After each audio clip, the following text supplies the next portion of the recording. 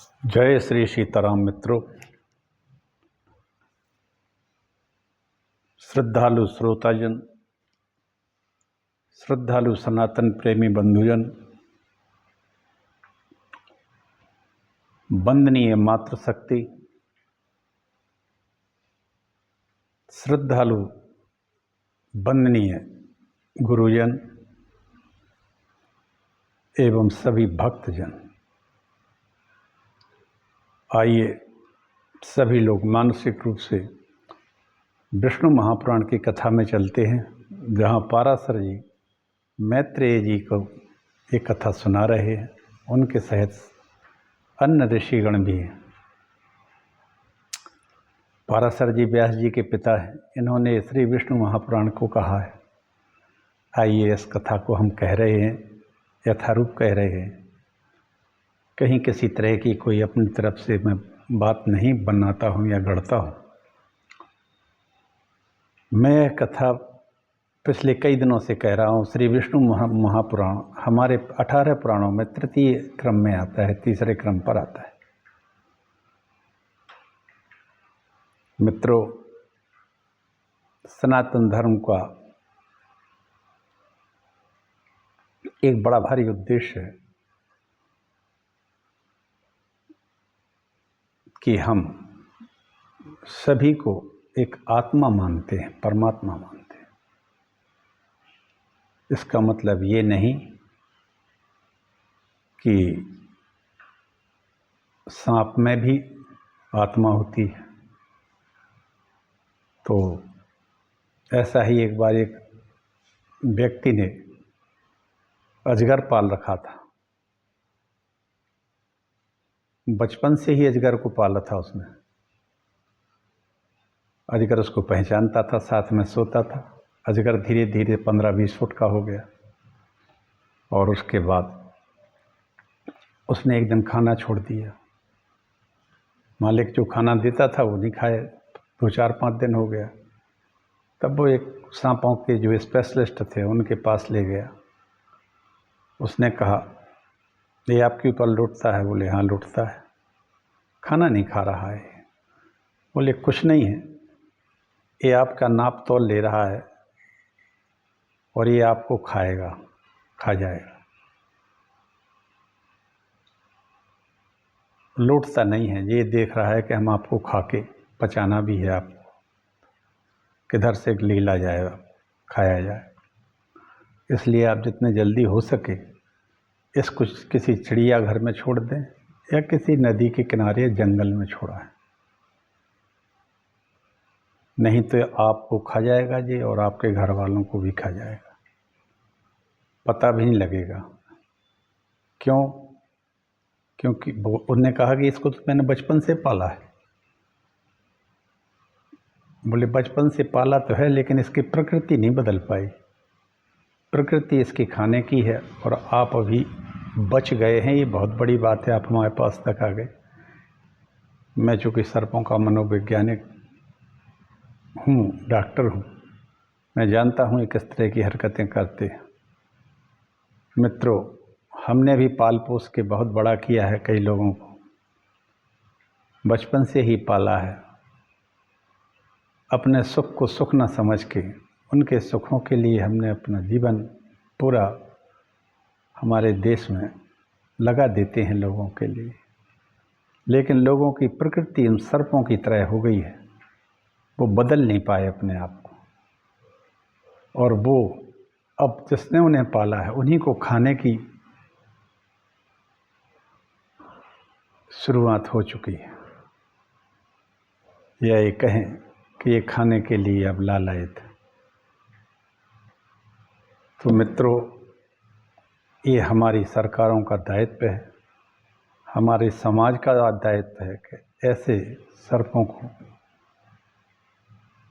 का स्थान कहाँ होता है वो सभी जानते हैं।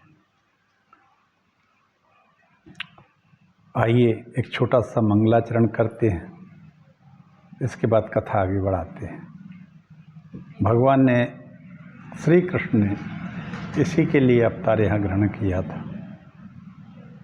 जो जरासंध रूपी एक अजगर खाने को फिर रहा था पूरे देश को, कई राजाओं को, ब्राह्मणों को और भी प्रजा को भी खा ही रहा था वो। तो उस अजगर को भगवान ने भीम के द्वारा फाड़ के फेंकवा दिया। इसी तरह से कौरव में वंश में विप्र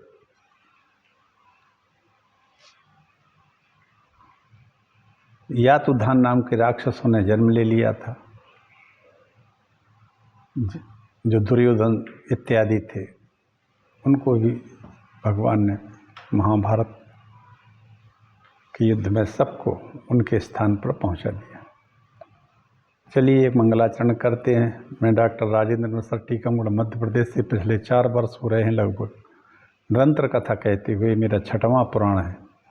आप लोग इसको सुनिए, सनातन धर्म से की जानकारी हो आपको, और दूसरों को भी जोड़िए और सब्सक्राइब भी करिए। मेरा यूट्यूब पर चैनल है हरि बोल डॉक्टर राजेंद्र मिश्रा। इसकी साइट पर जाकर आप मेरे पूरी वीडियो देख सकते हैं। आप सबको मेरा प्रणाम। आइए कथा कहते हैं। नमोस्तु रामाय सा लक्ष्मणाय दिव्यै च तस्यै जनकात्मजाय। नमोस्तु रुद्रेन्द्रयमानिलेभ्यो नमोस्तु चंद्राग्निमरुद्गणेभ्यः। जग मंगल गुण ग्राम राम के, दानी मुकुट धन धर्म धाम के। जग मंगल भल काजु विचारा, बेगिए नाथ न लाइए बारा। गंगा तरंग रमणीय जटाकलापम, गौरी निरंतर विभूषित वाम भागम। नारायण प्रिय मनंग मदापहारम, वाराणसी पौरपतिम भज विश्वनाथम। अच्युतम केशवम राम नारायणम, कृष्ण दामोदरम वासुदेवम हरिम श्रीधरम माधवम गोपिका वल्लभम। जानकी नायकम श्री रामचंद्रम भजे। भक्त भक्ति भगवंत गुरु चतुर नाम बपु एक, तिनके पद बंदन करो नासत विघ्न अनेक। चारों ओर निराशा हो जब और न कोई आशा हो तब, तब फिर बोलो जय श्री राम, यही नाम जय श्री राम। अखंड मंडलाकारं व्याप्तमेन चराचरं, तत्पदं दर्शितमेन तस्मै श्री गुरुवे नमः। भवानी शंकरौ वंदे श्रद्धा विश्वास रूपिणौ, याभ्यां न बिना न पश्यन्ति सिद्धा स्वान्ता अस्थमेश्वरम्। वक्रतुंड महाकाय सूर्यकोटि समप्रभा, निर्विघ्नं कुरु मे देव सर्वकार्येषु सर्वदा।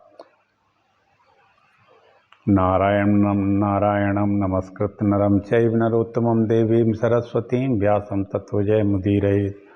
ओम नमो देव्यै महादेव्यै शिवायै सततं नमः। नमः प्रकृते भद्रायै नेता प्रणतः स्मृताम्।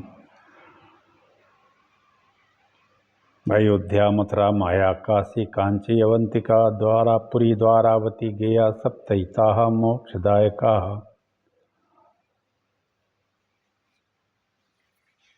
ये पंचमंश का 34वां अध्याय आज शुरू होता है।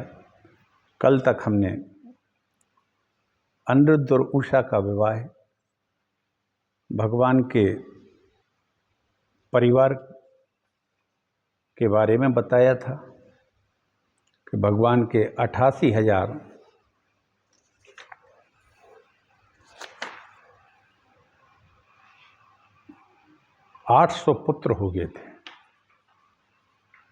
भगवान की रानियां जो थी 16,108 थी। 88,800 पुत्र थे। फिर इनके पुत्र और पौत्रों की संख्या थी जो करोड़ों में थी। ये प्रभु की लीला ही है। सब में आप लोगों से हमने कहा था कि हर लीला में भगवान का एक उद्देश्य रहा, एक संकेत रहा, एक संदेश रहा। आइए भगवान बाणासुर की भुजाओं का वजन कम करते हैं और दो ही भुजाएं छोड़ते हैं, उसकी इच्छा पूर्ण कर देते हैं, क्योंकि वो युद्ध मांग रहा था कि हमारी 10,000 भुजाएं हैं, हजारों भुजाएं हैं, कोई लड़ता ही नहीं है हमसे। तो शंकर जी ने कहा था कि तुम्हारी लड़ाई भी अच्छी होगी और ये भुजाएं भी कम हो जाएंगी, दो बचेंगी। भगवान ने अपने चक्र से उसकी भुजाओं को काट डाला, दो भुजाओं को छोड़ दिया, क्योंकि भगवान ने प्रहलाद जी से कह दिया था कि तुम्हारा कुल हमारे द्वारा मारा नहीं जाएगा। ये बाणासुर प्रहलाद जी का नाती था। प्रहलाद पुत्र विरोचन, विरोचन के पुत्र बलि और बलि का पुत्र ये बाणासुर था। आगे मैत्री जी कहते हैं, चक्रे कर्म महाक्षौर्येर बिभ्राणो मानुषीम तनु जगाय चक्रम सर्वम च सर्वान् देवांश लीलया। मैत्री जी बोले, हे गुरु, विष्णु भगवान ने मनुष्य धारण करके जो लीला से इंद्र शंकर संपूर्ण देवगणों को जीतकर महान कर्म किए थे, वह मैं तो सुन चुका हूँ। इनके सिवा देवताओं की चेष्टाओं का विघात करने वाले उन्होंने और भी जो कर्म किए थे वे महाभाग अब मुझे सुनाइए। मुझे उनके सुनने का बड़ा कौतूहल हो रहा है, बड़ी इच्छा हो रही है, भगवान की और लीलाएं सुनाइए। आपने बहुत सी लीलाओं को सुनाया, इंद्र को, शंकर को, देवगणों को, सभी को जीतकर भगवान ने ये महान कर्म किए और बचपन से ही बहुत सारे राक्षसों का वध भी किया। हमें अभी और सुनना है। गदतो मम विप्रसे श्रूयेता मिदमादरात नरावतारे कृष्णेन दग्धा वाराणसी यथा। हे ब्रह्म ऋषि, पराशर जी कहते हैं, भगवान ने मनुष्य का अवतार लेकर जिस प्रकार काशीपुरी को जला दिया था वह मैं सुनाता हूँ, तुम ध्यान देकर सुनो। एक पौंड्रक वंशीय वासुदेव नामक एक राजा को अज्ञान मोहित पुरुष आप वासुदेव से पृथ्वी पर अवतीर्ण हुए हैं ऐसा कहकर स्तुति किया करते थे। एक वासुदेव नाम का एक पौंड्रक वंश में एक राजा था काशी में। उसको उसके जो चमचे थे, आजकल चमचों की बड़ी महिमा हो गई है, अच्छा जो उस चमचे को कहते हैं जो 24 घंटे अपने मालिक का गुणानुवाद करता है, उसके मन की कहता है। तो इस तरह उस पौंड्रक को सब लोग भगवान कहने लगे और वो भी अपने आप को भगवान मानने लगा। आजकल भी ऐसा ही है। इन साधु महात्माओं जो कुछ बड़े बड़े हैं, इनके चेले चमचे इतने ज़्यादा है कि ये करोड़ों रुपए जनता से वसूलते हैं और फिर भीड़ भब्बड़ होती है और आदमी मरते हैं। इन चमचों से न राजनीति अछूती है, न धर्म नीति अछूती है और न समाज की नीति अछूती है। ये मिल ही जाते हैं और बड़ा अच्छा लगता है अपनी बढ़ाई सुनने का। ये आदमी की एक स्वाभाविक वृत्ति होती है, इनसे बचना चाहिए। तो उस पौंड्रक वंशी वासुदेव नामक एक राजा को अज्ञान से मोहित लोग वासुदेव का रूप कहते थे। ऐसा कहकर उसकी स्तुति भी किया करते थे। अंत में वह भी यह मानने लगा कि मैं ही वासुदेव हूँ, मैं ही विष्णु हूँ, पृथ्वी में मेरा भी अवतार हुआ है। इस प्रकार आत्म विस्मृत हो जाने से उसने विष्णु भगवान के समस्त चिन्ह धारण कर लिए और महात्मा कृष्णचंद्र के पास यह संदेश लेकर दूत को भेजा कि हे मूढ़, कृष्ण से कह रहा है कि हे मूर्ख, अब अपने वासुदेव नाम को छोड़कर मेरे चक्र आदि संपूर्ण चिन्हों को छोड़ दे और यदि तुझे जीवन की इच्छा है तो मेरी शरण में आ जा। अब बताइए आप कैसी कैसी इन चमचों की स्थिति होती है। ये एक तरह से बड़े भारी दास टाइप के होते हैं। तो इस पौंड्रक को उन्होंने कहा आप तो वासुदेव हैं, आप कृष्ण वैसे ही अपना नाम वासुदेव रखे हैं और वो शंख चक्र गदा पद्म जो लेते हैं वो आप ही लेते हैं। इसने 2 नकली हाथ लगा लिए थे, 2 नकली हाथ लगवा लिए थे, इसके 2 तो थे ओरिजिनल, और इसने एक में शंख चक्र गदा इत्यादि पूरा विष्णु का स्वरूप बना लिया और कृष्ण से कहा कि तुम मेरी शरण में आ जा अगर प्राण बचाना हो तो। इतना मूर्ख था ये, आज भी मूर्ख है, जो बड़े बड़े पदों पर बैठे, उनकी मूर्खता की सीमा नहीं है। बड़े बड़े पदाधिकारियों के बैठे रहते हुए, चाहे वो फौज में बैठे हों, चाहे वो सत्ता में बैठे हों, बड़े बड़े अधिकारी, उनके नाक के नीचे बड़े बड़े कांड हो जाते हैं और वो अपने निर्वहन नहीं करते अपने पदों का। अभी कुछ दिन पहले सुना है कि एक चौकी उत्तर प्रदेश में पूरी को सस्पेंड कर दिया है योगी जी ने। क्यों? क्योंकि उन्हीं के क्षेत्र में लोग बाग हुड़दंग कर रहे थे, पानी में पटक रहे थे, एक महिला को गिरा दिया। इस तरह के लोगों का आतंक था और वहीं पुलिस के ऑफिसर से बैठे थे। तो इस तरह से लोग बाग आज भी हैं। तब जनार्दन उनसे हंसकर बोले, ठीक है, मैं अपने चिन्ह चक्र को तेरे प्रति छोड़ूंगा।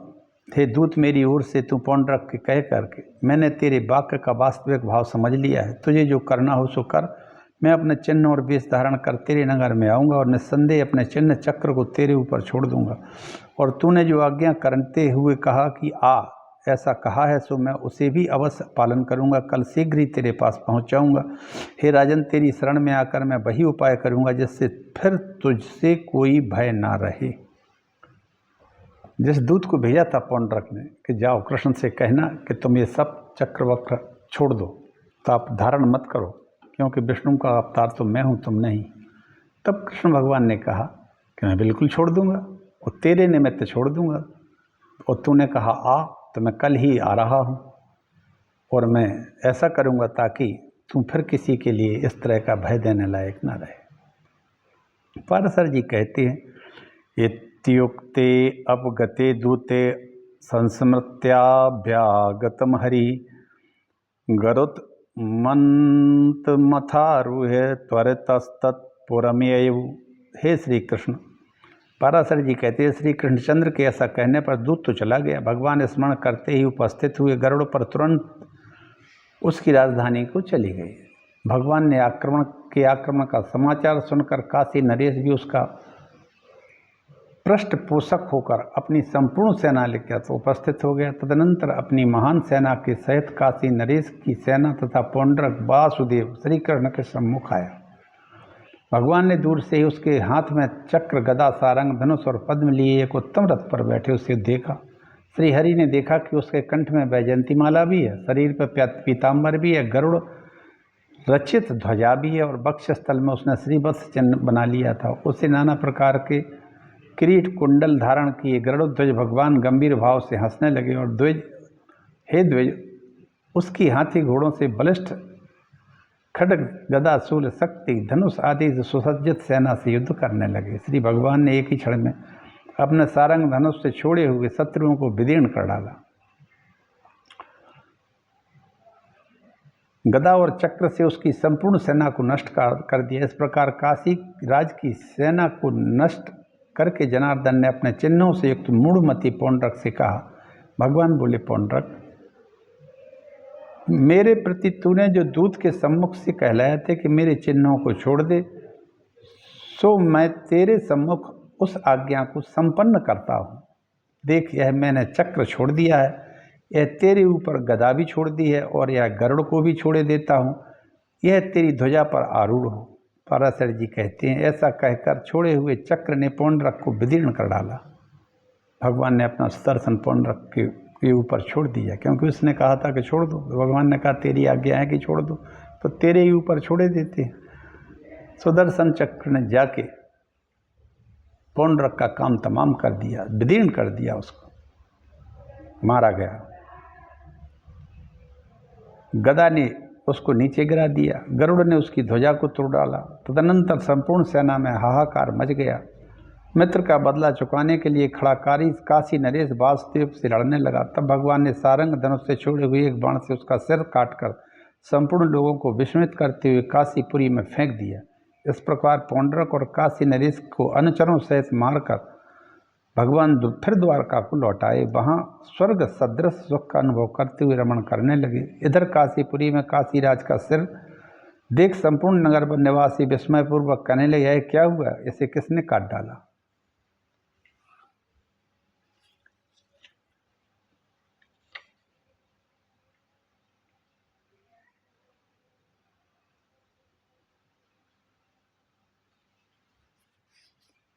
तब उसके पुत्र को मालूम हुआ कि श्री वासुदेव ने मारा है। उसने अपने पुरोहित के साथ मिलकर भगवान को, शंकर को संतुष्ट किया। अभिमुक्त महाक्षेत्र में उस राजकुमार से संतुष्ट होकर शंकर जी ने कहा, वर मांगो। वह बोला, महेश्वर, आपकी कृपा से मेरे पिता का वध करने वाले कृष्ण का नाश करने के लिए अग्नि से कृत्या उत्पन्न हो। पाराशर जी कहते हैं, भगवान शंकर ने कहा, ऐसा ही होगा। उनके ऐसा कहने पर दक्षिणाग्नि का चयन करने के अनंतर उससे एक अग्नि का ही विनाश करने वाली कृत्या उत्पन्न हो गई। उसका विकराल मुख ज्वालामालाओं से पूर्ण था, केस अग्नि की शिखा के समान थे। वह क्रोधपूर्वक कृष्ण कृष्ण कहती हुई द्वारकापुरी में आ गई। कृत्या, एक कृत्या तमोगुण प्रधान एक तांत्रिकों द्वारा अग्नि से यज्ञ से उत्पन्न की जाती है। एक कृत्या का हमारे पुराणों में बहुत उल्लेख मिलता है। वो कृष्ण को कृष्ण कृष्ण करती हुई आ जाती है।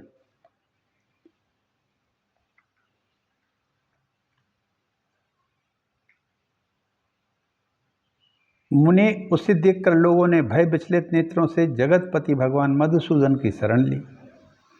तब भगवान चक्रपाणि ने जाना कि श्री शंकर की उपासना कर काशीराज ने पुत्र ने यह महाकृत्य उत्पन्न की है, तो अक्ष क्रीड़ा में लगे हुए उन्होंने लीला से ही यह कहकर कि इस अग्नि ज्वालामयी जटाओं वाली भयंकर कृत्या को मार डाल, अपना चक्र छोड़ दिया।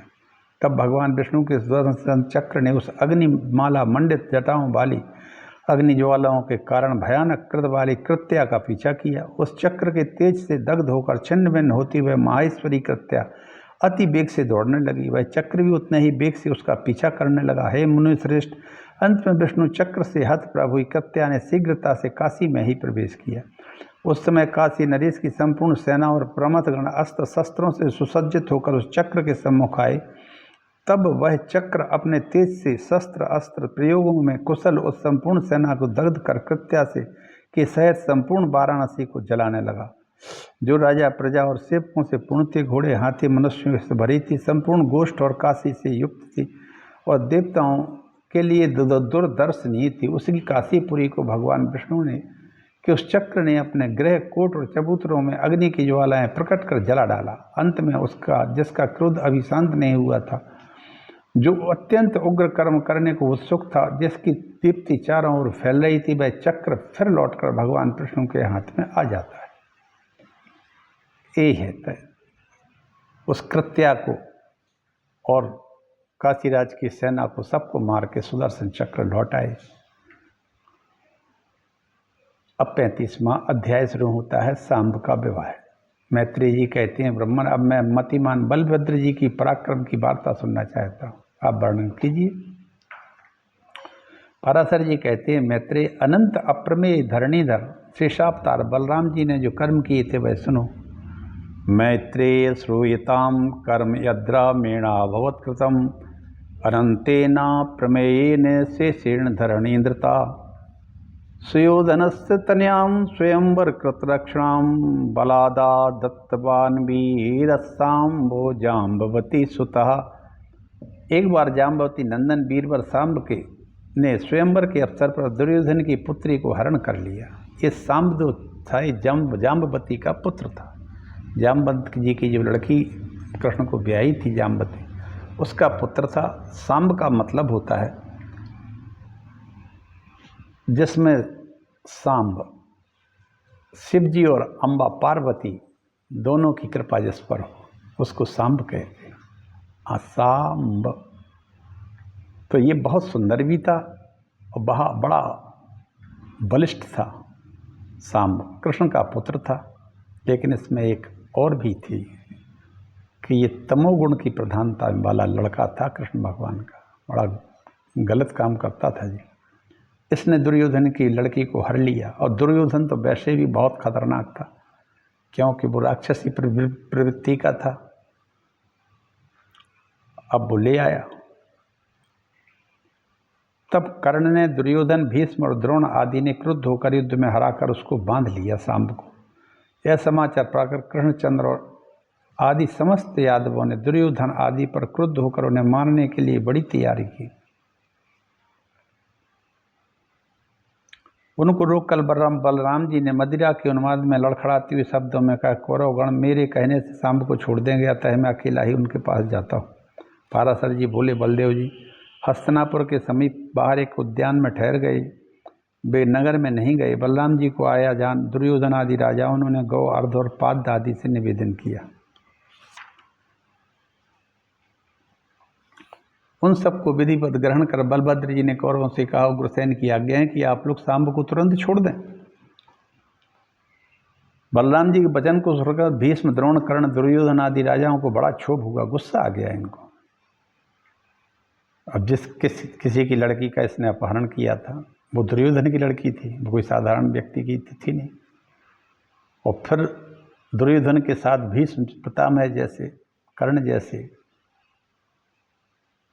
द्रोणाचार्य जैसे बड़े बड़े महारथी थे जिनको कोई हरा ही नहीं सकता था। उन्हें गुस्सा आ गया। उनने कहा कि हमको कौन आज्ञा दे सकता है, उग्रसेन होते कौन है।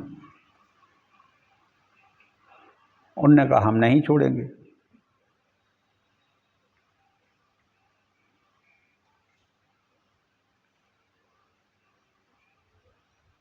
हे बलराम, हमने जो तुम्हें अर्घ निवेदन किया है या प्रेम बस किया है, वास्तव में हमारे कुल की तरफ से तुम्हारे कुल को अर्घ आदि देना उचित नहीं है। जी कौरवों ने बलराम से कहा कि हमने जो आपका आदर किया है वो हमारी व्यक्तिगत रुचि थी। आपके कुल को हमारा कुल कभी भी आदर नहीं देता है, तुम उस लायक नहीं हो। हम कृष्ण के पुत्र सांब को नहीं छोड़ेंगे। उन्होंने ये भी कह दिया। आप हस्तिनापुर में चले गए। तदनंतर ने हल्की आयुध से बलराम ने उनके तिरस्कार से उत्पन्न हुए क्रोध से मत्त होकर घूरते हुए पृथ्वी में लात मारी। महात्मा बलराम के पद प्रहार से पृथ्वी फट गई और अपने शब्द से संपूर्ण दिशाओं को गुंजाकर कंपायमान करने लगे। लाल लाल नेत्र, भ्रकुटी टेढ़ी करे कहो, अहो इन सारहीन दुरात्मक कौरवों को यह कैसा राजमद का अभिमान हो गया है। कौरवों का महीपालत्व तो स्वतः सिद्ध है। हमारा सामयिक ऐसा समझकर आज ये महाराज उग्रसेन की आज्ञा नहीं मानते हैं, बल्कि उसका उल्लंघन करते हैं। आज उग्रसेन के पास सुधर्मा सभा आ गई है, उसमें सचिपति इंद्र भी नहीं बैठने पाते, परंतु इन कौरवों को तो धिक्कार है जिन्हें सैकड़ों मनुष्यों के उच्छिष्ट राज सिंहासन में इतनी तुष्टि है, जिनके सेवकों की स्त्रियां भी पर्याद वृक्ष की पुष्प मंजरी धारण करती हैं, वह भी इन कौरवों के महाराज नहीं है। यह कैसा आश्चर्य है। उग्रसेन ही संपूर्ण राजाओं के महाराजा बनकर रहें। आज मैं अकेला ही पृथ्वी को कौरवहीन करके द्वारकापुरी को ले जाऊंगा।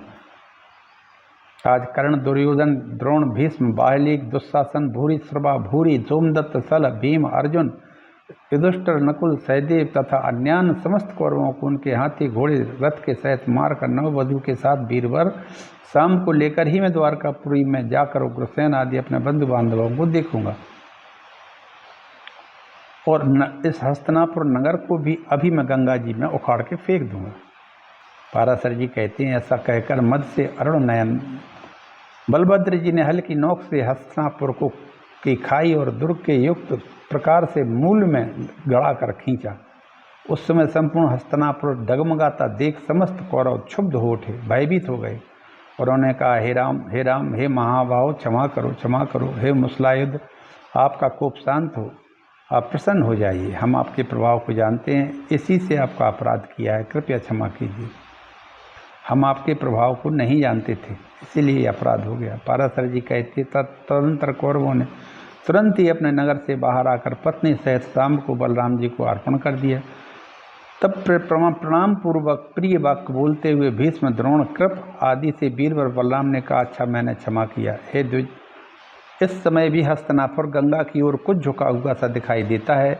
यह बलराम जी की बल और सूरवीरता का परिचय देने वाला उनका प्रभाव है। तदनंतर कौरवों ने बलराम जी के सहित सांब का पूजन किया तथा बहुत सा दहेज और वधु के सहित उन्हें द्वारकापुरी भेज दिया। इस तरह सांब का विवाह दुर्योधन की पुत्री लक्ष्मणा के साथ हो जाता है। बलराम जी के कहने से वो उन लोगों ने शादी की, नहीं तो वो शादी नहीं कर रहे थे।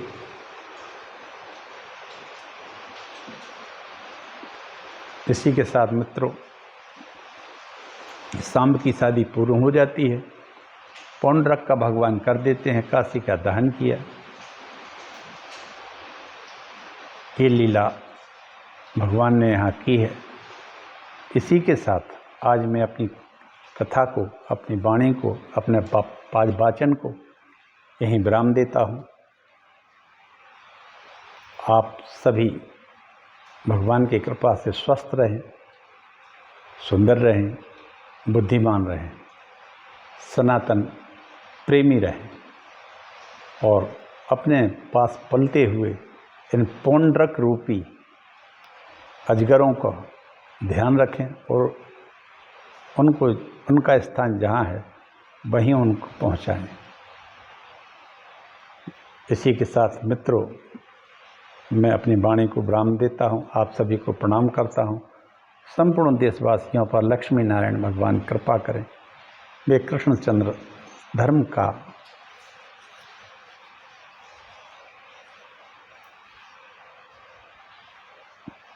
धर्म की स्थापना और जय जयकार हो।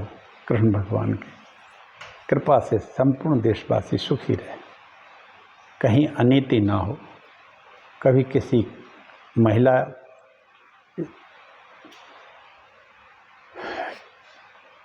के साथ कोई अभद्र व्यवहार ना हो। आप सबका कल्याण हो। जय श्री राम। हर हर महादेव।